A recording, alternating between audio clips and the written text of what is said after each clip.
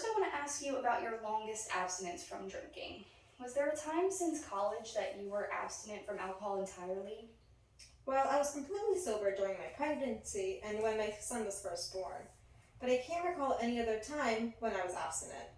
I'd like to have a drink in my free time, on the weekends, or whenever there's a fun event going on. That's great that you were completely abstinent while pregnant and caring for your newborn son. How did you fight off any urges to drink during that time? Well, I just thought about my son and wanted to make sure he was safe and healthy. I also kept busy cleaning and reading to relax my mind. But now my son is in college and out of the house, so it can get pretty lonely. I see. Well, those are great strategies. It seems like caring for your son was a main priority for you. And pregnancy and caring for a newborn can be stressful, so doing activities that can relax your mind can be very helpful. What are some other activities that you like to do that wouldn't involve drinking alcohol? Well, I like going to the gym, and I'm always completely sober there.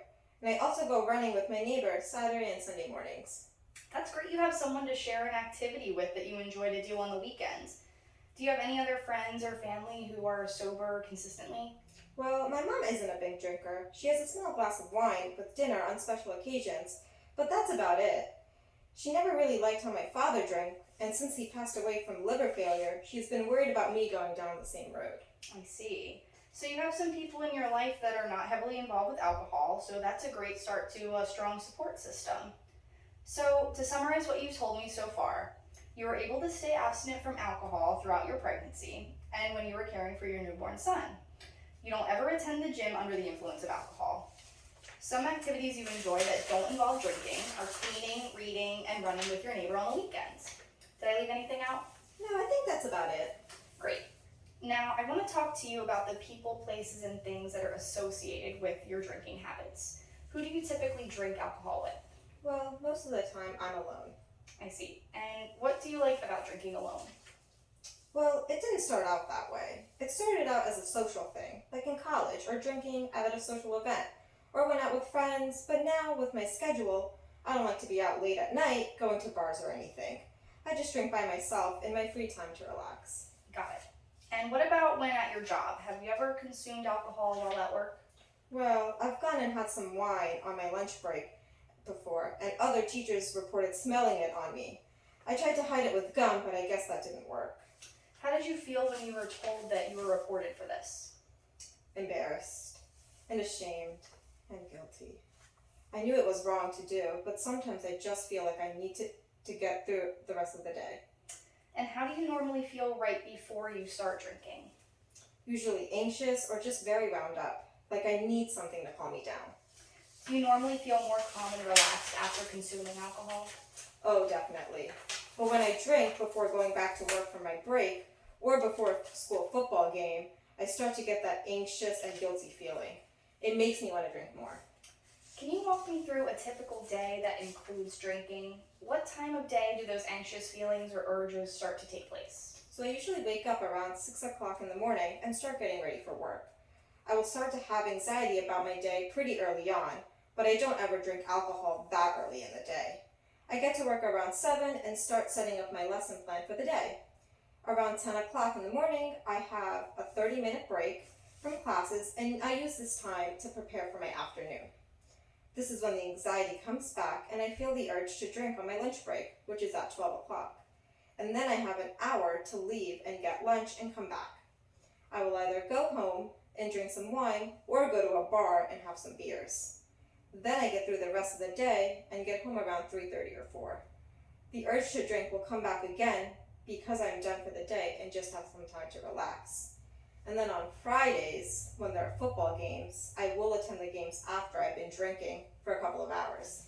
Are wine and beer your usual drinks of choice? Usually. Sometimes I'll buy a bottle of vodka on Friday if it's been a particularly stressful week. What kinds of things will make your week particularly stressful?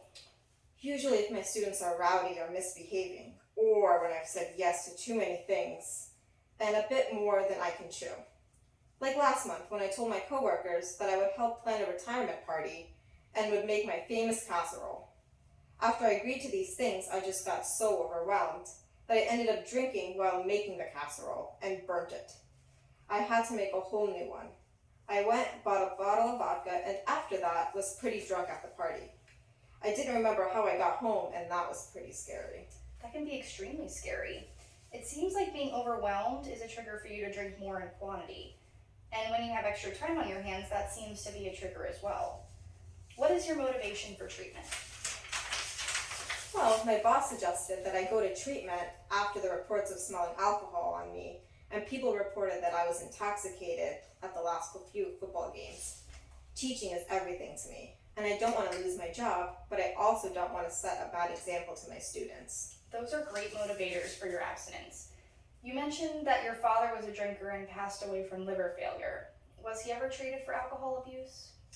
Yes, he had to undergo treatment after getting a DUI. He would attend his AA meetings occasionally, but eventually would go back to drinking every time. I don't want to follow in his footsteps and make those same mistakes. I would really like to stay sober and turn my life around before it's too late. I completely understand. I have some recommendations for you to try out. Have you considered spending some of your free time at your mom's house, like after work, or inviting her over on the weekends? My mom would probably love to come over more. She's always been so supportive. Great, let's start there. And maybe invite your neighbor out for other leisure activities, or you guys could read the same books together and discuss that. That sounds great. Thank you. Let's meet again next week and see how that works for you. Okay, thanks. See you next week. See ya. Bye. Ah!